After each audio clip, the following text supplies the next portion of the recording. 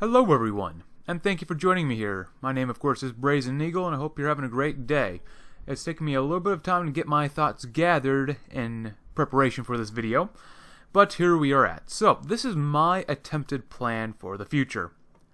It is of my opinion that we are looking a little similar to the country of Germany after World War I, which was of course, according to this page, called the Weimar Republic, which was the government, or the German government, before Hitler, that guy named Adolf Hitler, took power and turned it into the Third Reich.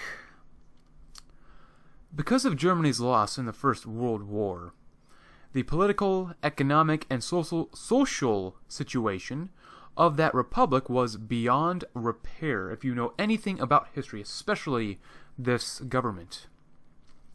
During those times, of course, there was much anger, and both the left-wing and right-wing groups fought each other as well as the government for power.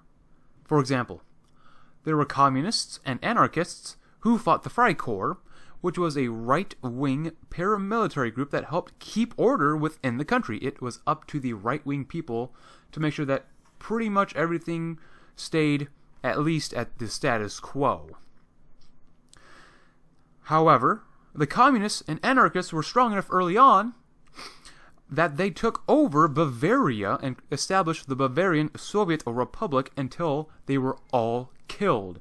And it wasn't just Bavaria that they took over. They took over places as well as Bremen, different parts of Germany, and it was a giant mess. In my opinion, we are headed towards another civil war, another American civil war, at least here in the States. But it's not just America, but all over Europe this will happen as well. There will be a time for choosing and a time to fight and a time to decide when you shall support them. However, Germany, of course, had both wings of the political spectrum that fought each other until the rise of course, the National Socialists in 1933, with Hitler becoming chancellor and declaring himself, Führer. Right now, though, what it looks like, we have no powerful right-wing group like the Freikorps, which, of course, I will expand on in a little bit. From my perspective, though, the left-wing people are extremely organized and already have their militia ready for a fight. And, of course, that group is commonly referred to as Antifa or the anti-fascists. The left wing is highly organized. They've been preparing for this since the 1990s. Yes, there have been various right-wing groups since the 1990s, but there's been no seriously, majorly strong group, at least according to my knowledge. So, how does the Weimar Republic, or I guess sometimes known as Deutsches Reich on the right there, tie into my plan? Well, because I love history, I learn from it. This is because the communists are already winning this culture war. We've been in a culture war for the past at least 100 years, and we are just now realizing what's going on. Everyone knows, or at least most Americans would rationalize, that we are headed towards another civil war here in the States, like I said. But the lack of centralized leadership and distrust among various opponents of Antifa will ensure that communists win this war. This is what I propose. We need a large umbrella organization that stands in opposition to the communists. For example, I have brought up the United Constitutional Patriots before, and actually this page has been greatly expanded when I came here originally. This group is trying to protect themselves against illegal aliens in New Mexico. They are concerned about the lack of border security and are ensuring that their own communities are protected from illegal aliens when the government chooses to do nothing. This is all despite the government telling the Patriots that they have no power and they should stay home and they should die due to illegal aliens, and die from diseases that they bring in, die from the criminals that are actual killers, rapists, you name it. The government said, hey, go screw yourself. Other groups of people who also want border security and a complete shutdown of illegal immigration are the active but somewhat small militias within the United States. These people love the U.S. and want the best for our country. They strongly support the Second Amendment of the Constitution, which is also a strong belief held by these groups that I found on Wikipedia called the Three Percenters. Now, apparently they have their own page here, which if you can go ahead and check it. I have it in the description below, but as well as apparently a group called the Oath Keepers. You know, you find a lot of things on Wikipedia.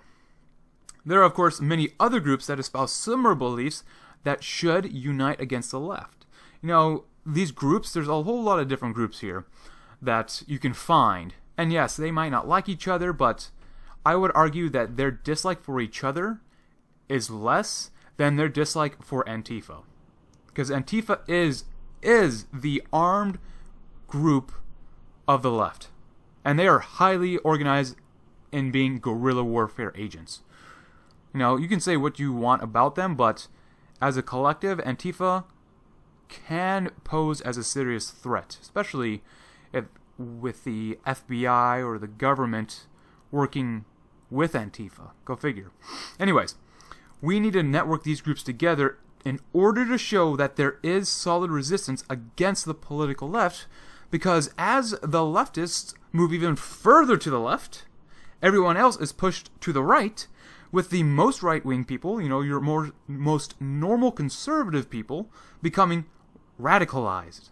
Maybe that's their goal, to keep or to make right-wing people more and more radicalized. Which now leads me to talking about what you would call the authoritarian right. Yes, there are groups of people that like fascism. You know, they're fascists, there's National Socialists and Confederates and more that are within the political extreme. These groups are growing in number, because I said the left is radicalizing your average libertarian or conservative to become more authoritarian and maybe become more nationalistic.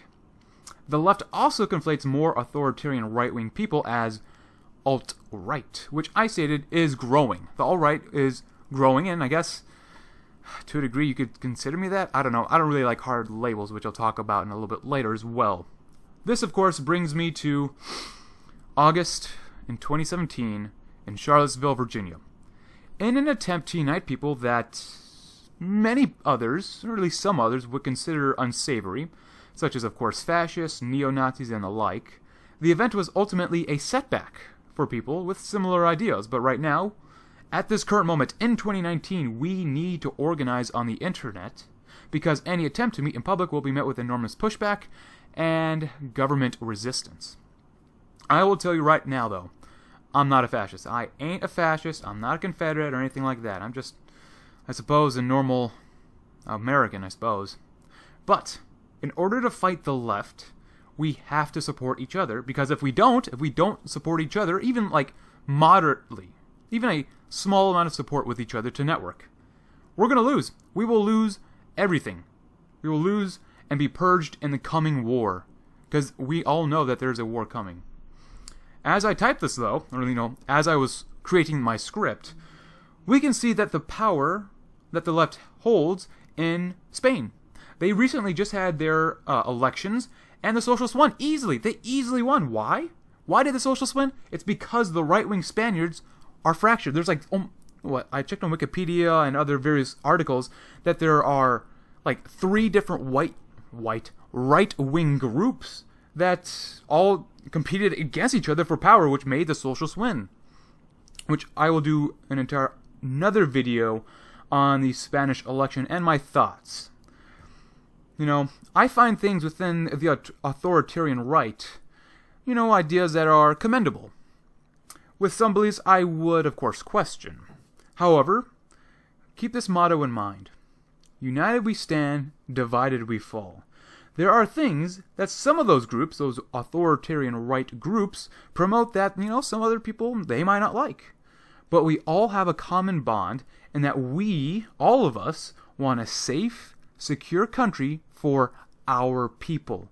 We want America to be prosperous and strong. However, the greatest trick to this organization that I propose is to be unclear with it, be a little muddy. There should be an overall lack of hard labels, like I said before, attached to this great organization, except for being, pro-Western civilization and pro-American. Now, this does not mean you are anti-Asian, I suppose, or something like that, or anti-African, but anti-labels are something that I will talk about hopefully in a future video. You want to be pro-Western and pro-American. Hell, you can be even pro-European too. I'm fine with that. Individuals within this organization can have small differing opinions, such as how important the environment is, your stance on abortion, drug possession, etc. But we are all committed to the fight against socialists and restoring male authority and saving America from ruin. Because right now we are on the track to collapse. Without unifying, we are going to lose. Individually, we will get crushed. We lose our culture, we lose our economy, we lose our military superiority, and will be reduced to a third world country when socialists and communists take over. That is a disaster I want to avoid. Europe is currently dying. We can all see Europe dying. You just have to open your eyes and see that they decide to commit suicide.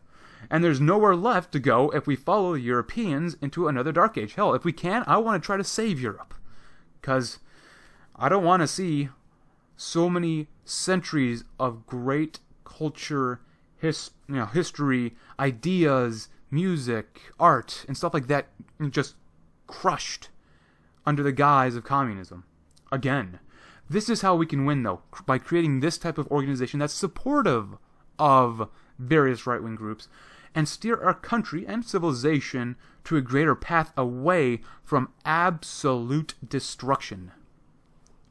Also, by the way, I really don't know the different types of groups that are here. You have, I guess, patriot groups and militia movements, but this is what I found on Wikipedia that are within the United States. Obviously, you have other groups within Europe. I'm sure there are neo-Nazis in Germany, but there's other, right-wing groups, people, within Europe that also want the same sort of idea. Hell, I don't mind supporting European groups if they support American groups that want the same thing. So, with that in mind, that is my plan.